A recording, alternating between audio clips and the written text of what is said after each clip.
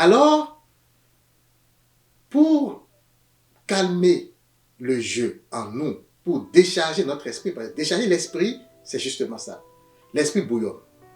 Ce qui fait bouillonner l'esprit, c'est toutes ces croyances, toutes ces perceptions, tout ce que nous avons mis dans notre subconscient qui génère une tonne de pensées à la seconde.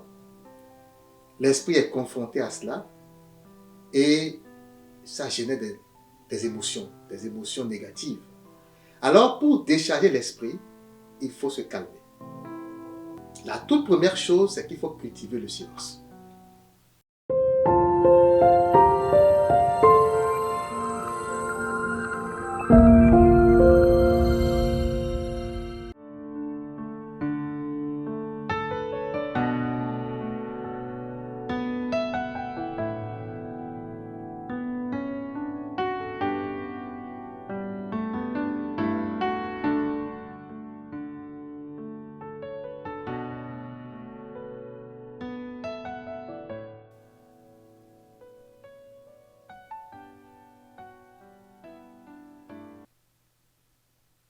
Bien des fois, notre esprit est chargé.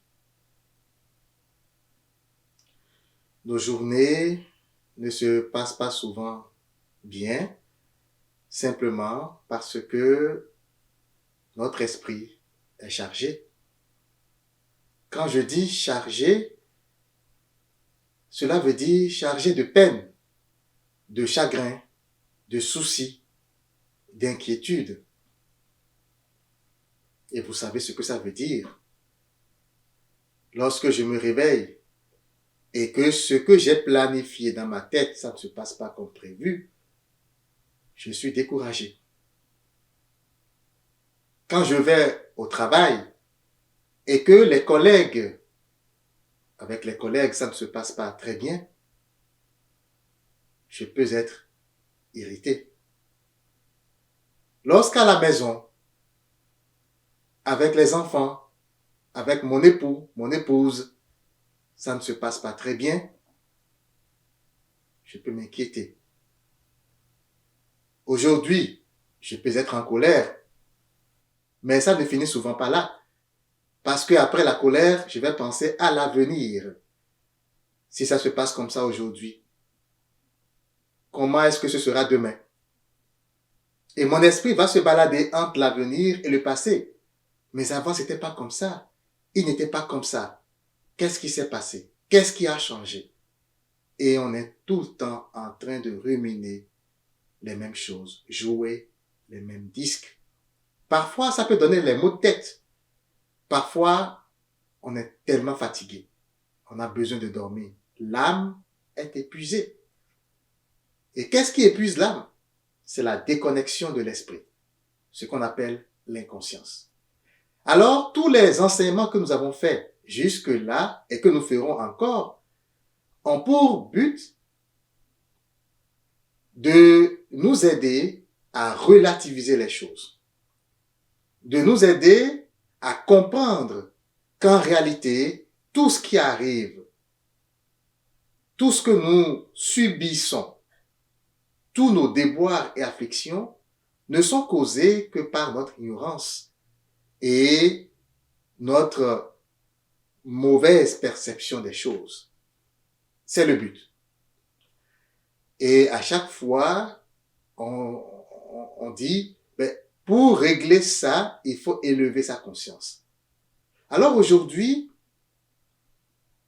je vais vous proposer quelques exercices spirituels dont le but est de nous aider à élever notre conscience, à nous élever dans l'âme, à nous élever pour aller à la rencontre de Dieu qui vit et qui habite en nous. Vous savez, c'est sûr que le relâchement, le lâcher-prise, la relativisation sont des choses qui viennent en amont. Vous savez, si par exemple, pour moi, le fait d'être en retard est tellement important que ça peut changer mon état d'être, ça peut me rendre anxieux ou ça peut me rendre irrité, alors il faut travailler là-dessus.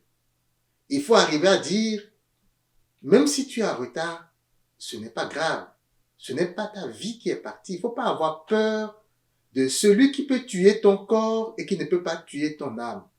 C'est Dieu qui a créé ton âme et lui te dit, c'est éternel. Le résultat est garanti. Tout ce que tu fais ici, ce n'est que des expériences. Tout ce que tu peux voir comme réalité dans ton monde, dans ce monde physique, ce n'est que des illusions. Rien n'est réel en tant que tel ici. Donc, si tu es à l'heure, c'est bien. Mais sache que c'est pour faire une expérience. C'est pour expérimenter quelque chose. Ça peut marcher, comme ça peut ne pas marcher. Alors, pour calmer le jeu en nous, pour décharger notre esprit, parce que décharger l'esprit, c'est justement ça. L'esprit bouillonne. Ce qui fait bouillonner l'esprit, c'est toutes ces croyances, toutes ces perceptions, tout ce que nous avons mis dans notre subconscient qui génère une tonne de pensées à la seconde. L'esprit est confronté à cela et ça génère des émotions négatives. Alors, pour décharger l'esprit, il faut se calmer. La toute première chose, c'est qu'il faut cultiver le silence.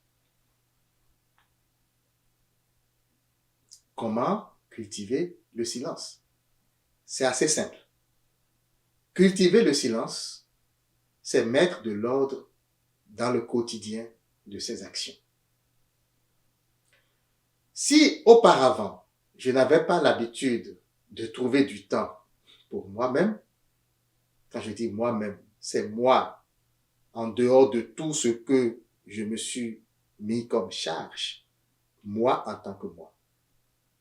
Pas moi en tant que parent, pas moi en tant que professeur, pas moi en tant qu'employé, pas moi en tant que, non, moi, mon être.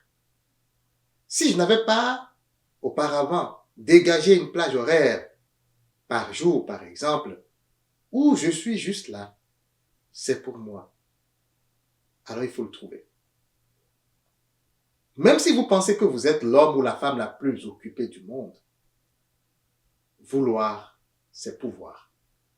Si vous le voulez vraiment, vous y arriverez. La question c'est, est-ce que c'est important pour vous? Donc, dégagez un moment pour soi. Et chaque jour, peut-être une demi-heure, restez sans rien faire. Laissez le cellulaire de côté, l'ordinateur de l'autre, la télé fermée. Restez dans un lieu calme. Restez juste là, sans rien faire. Vous pensez que c'est peut-être facile. Ça a l'air facile. Mais au début, ça va être difficile pour vous. Parce que l'on est tellement habitué à bouger que ce n'est pas du tout évident pour nous de ne rien faire. Pour l'ego qui parfois nous anime, il faut bouger. Il ne faut pas se reposer. Il ne faut pas rester là sans rien faire. Il faut bouger. Il faut faire quelque chose. Mais même si cette tentation arrive, vous dites non, fais ceci, résistez à cette tentation. Résistez à cette tentation. Restez calme. Même si le cellulaire vous appelle, ne le touchez pas. Mettez peut-être sur ne pas déranger. Les téléphones sur ne pas déranger.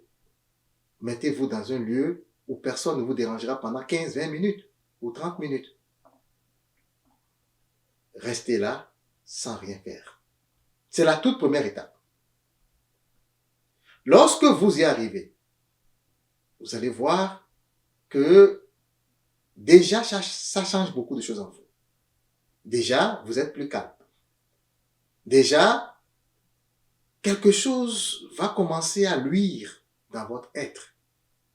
La lumière va commencer à venir. Le calme, ça crée toujours beaucoup de plaisir. Dieu est dans le silence. Donc, si tu gardes le silence, même si dans ta tête, il y a beaucoup d'idées, beaucoup de pensées qui voltigent encore, c'est pas grave. Pour l'instant, on ne s'en occupe pas. Juste cultiver le silence, le calme. Évidemment, je dis le silence. Le silence est beaucoup plus profond que le calme. Mais je parle du calme. Tu restes là, tu fermes les yeux, tu ne fais rien.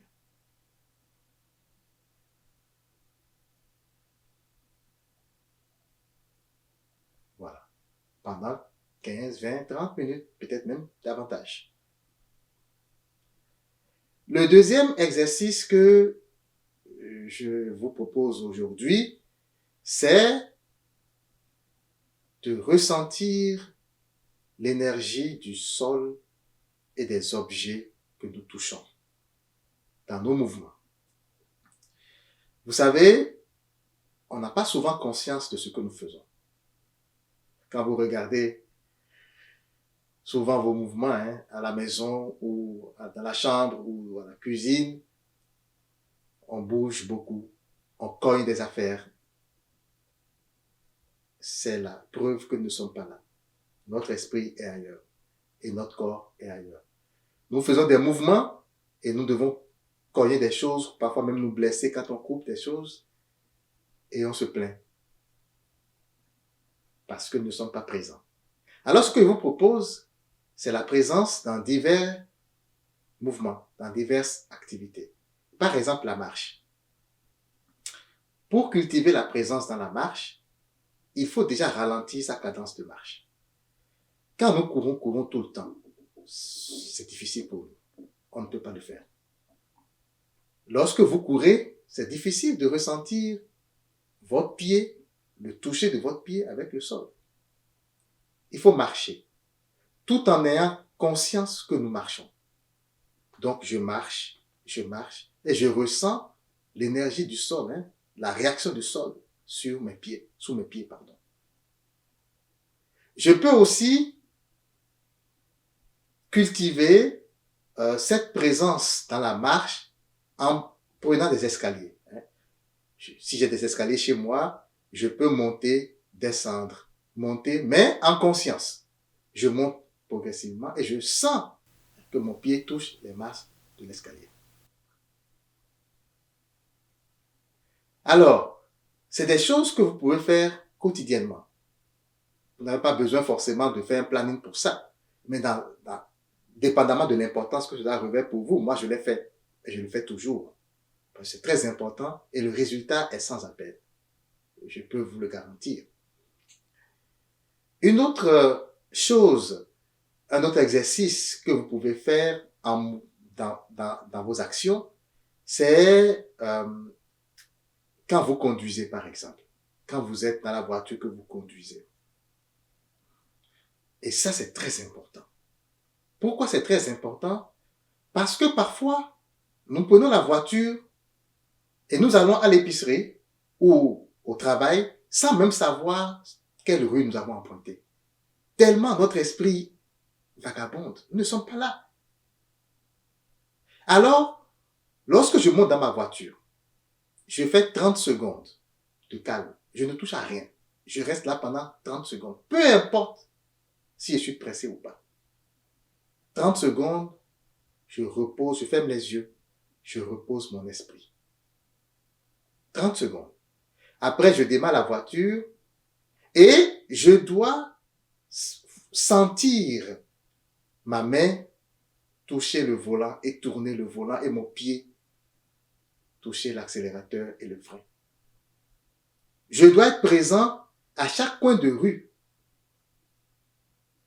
Et lorsque je suis dans le feu, au lieu que mon esprit vagabonde ou s'évade, je peux par exemple contempler les voitures qui sont autour de la mienne. La voiture qui est devant, peut-être la voiture qui est à gauche et à droite, je les contemple, je regarde leurs plaques, je mets mon attention dans l'espace dans lequel je suis. C'est un exercice que je fais aussi régulièrement et qui peut vous aider à cultiver la présence. Vous allez voir, un jour, il fera très beau, vous allez voir les arbres, vous allez dire, waouh, je n'avais jamais perçu ces arbres-là de cette façon-là. Je ne savais pas qu'ils étaient aussi jolis. Et c'est le plaisir de la présence de Dieu.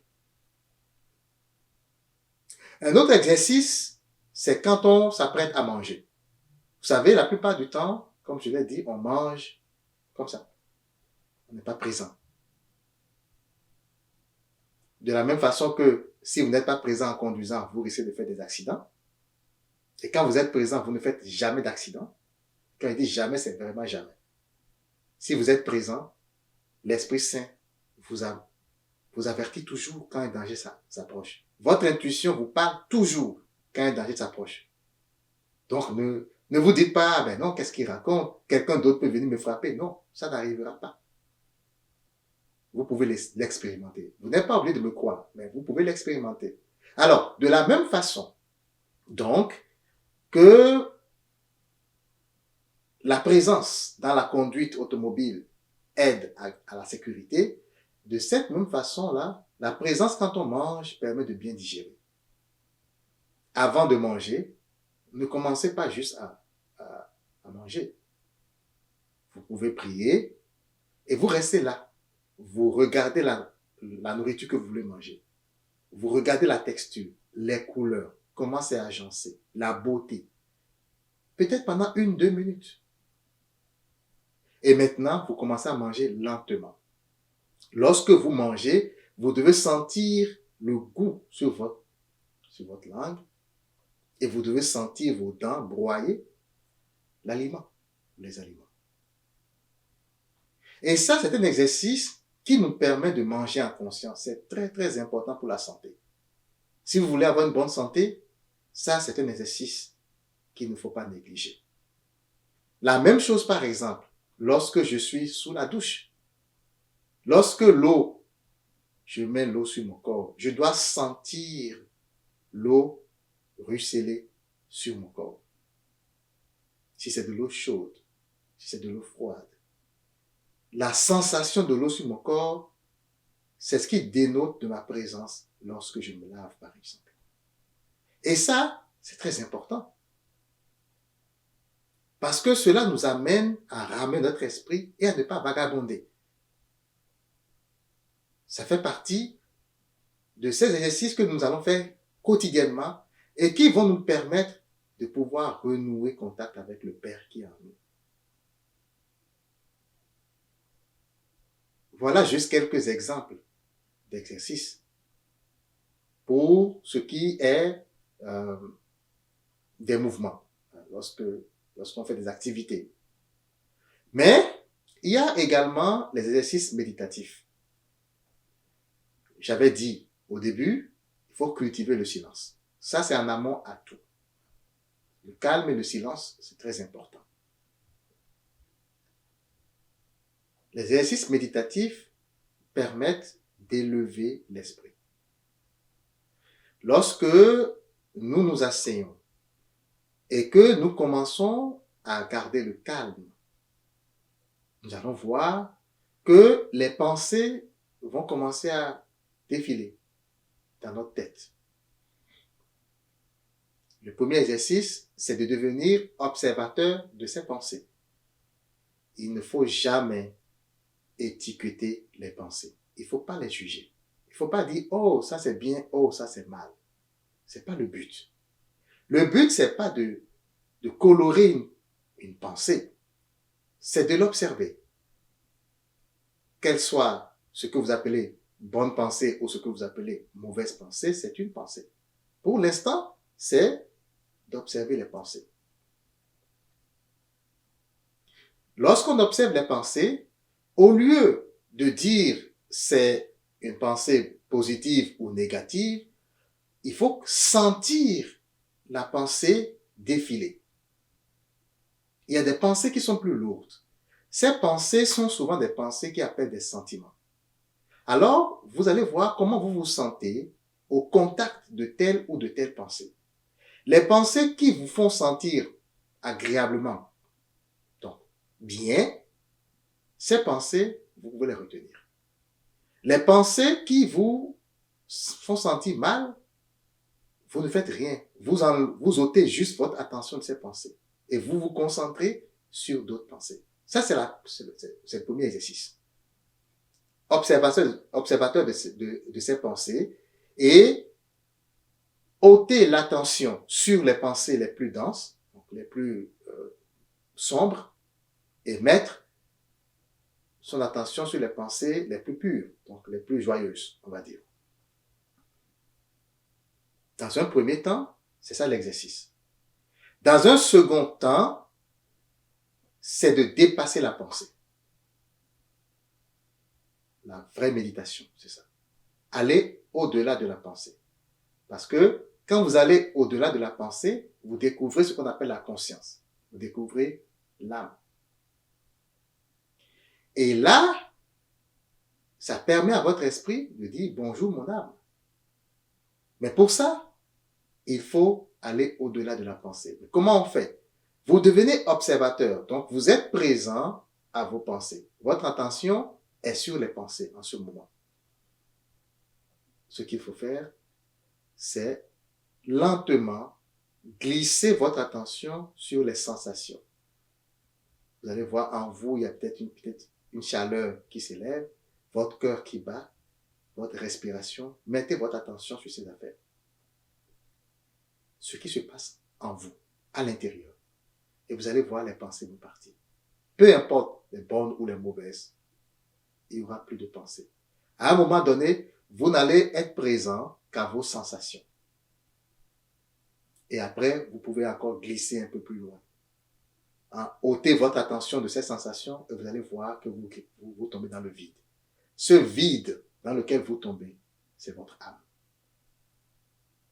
Pourquoi c'est vide? Pourquoi on sent un certain vide dans lequel on tombe? C'est parce que l'âme n'a pas de forme. L'âme est informe.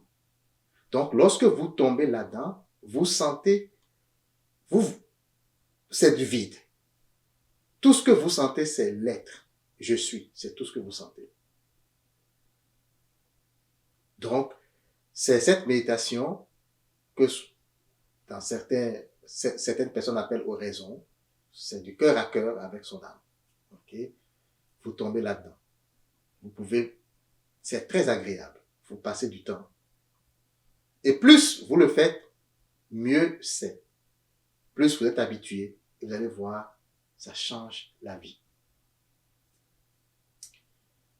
Le dernier exercice que je vais proposer aujourd'hui dans l'exercice méditatif, c'est le flottement. Le flottement, ça s'apparente un peu à l'adoration. Mais on ne chante pas. C'est de valoriser le je suis. C'est de se hisser vers le je suis tout en disant silencieusement je suis. Je suis. Donc, en fait, si vous avez un problème, n'importe lequel, qui vous tient littéralement, qui emprisonne votre esprit, c'est les soucis, c'est les inquiétudes, il faut progressivement et lentement enlever son attention de ce problème. C'est peut-être une douleur, par exemple, une maladie. Il faut déplacer votre attention et vous la placer sur le simple fait d'être là. Vous dites silencieusement et avec ce sentiment d'être, cette conviction, vous dites « je suis, je suis, je suis ». Alors, ne conditionnez pas ce « je suis ». Ne commencez pas par penser, ça veut dire quoi, je suis si. Non, simplement être là et dire « je suis ». Continuez à dire silencieusement « je suis ». Quand il dit silencieusement, c'est en vous, peut-être avec la bouche d'abord, et après vous vous taisez, et ça continue à l'intérieur. Je suis, je suis. Et quand ça continue à l'intérieur, vous allez voir que vous allez commencer à sentir le « je suis ». Vous ne parlez plus. Après, vous pensez « je suis ». Après, vous ne pensez même plus « je suis ». Vous sentez le « je suis ». Et à un moment donné, vous commencez à vous élever. Vous allez littéralement voir votre esprit s'élever. Ça flotte. Ça flotte. Et de la forme que votre esprit avait au départ, évidemment, il glisse dans l'informe. Il glisse dans l'âme. Et vous allez voir que vous commencez à être dans un état tout autre, un état psychologique où vous n'êtes plus dans le physique. Vous êtes là, mais votre esprit s'est déjà élevé vers Dieu. Et vous sentez l'intimité avec Dieu. Simplement par le je suis. Je suis. Et vous êtes là. Et vous vivez l'intimité avec votre je suis. C'est tellement agréable. Je vous invite à l'expérimenter. Alors, à travers ce petit enseignement, je vous ai proposé quelques exercices que je fais personnellement pour cultiver la présence intemporelle, pour cultiver euh, l'élévation de ma conscience. C'est des choses qu'il faut faire quotidiennement si on veut avoir un résultat. Ne faites pas une fois et espérez que maintenant tout est bon et que vous êtes en conscience. Ça ne fonctionne pas comme ça. C'est quelque chose qu'il faut faire au jour le jour. C'est un exercice continu. C'est un exercice de chaque instant que de cultiver la présence intemporelle. Et vous allez voir, si vous gardez le cap, si vous maintenez la constance dans ces exercices, vous allez juste voir que quelques semaines, quelques mois, votre vie va changer. Et vous pouvez revenir et témoigner de ce que ça a fait pour vous. Le but ici, c'est de bâtir une communauté d'éveillés. Le monde s'éveille et nous devons rentrer dans ce mouvement. Et pour rentrer dans ce mouvement, je vous invite avec moi, à pouvoir pratiquer ces affaires, pratiquer ces exercices, entrer dans ces révélations pour que individuellement, que nous puissions, en travaillant sur nous-mêmes, nous hisser pour que notre vie puisse contribuer à la paix et à la joie dans ce monde. Que Dieu vous bénisse. Amen.